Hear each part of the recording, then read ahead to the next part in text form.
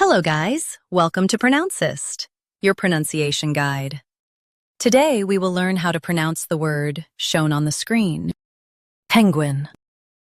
Both US and UK have the same pronunciation of this word. Penguin. Now read the syllables shown on the screen naturally. Pen. Gwyn. Penguin.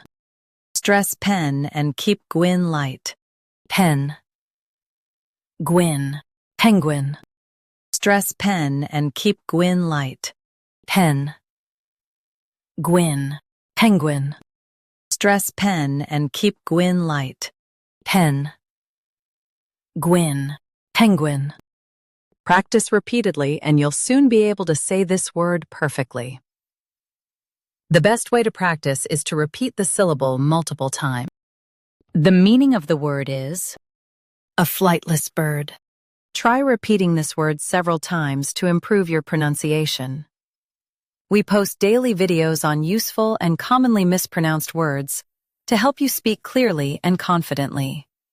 Like this video and subscribe to Pronouncist for more pronunciation guides. Thanks for watching us.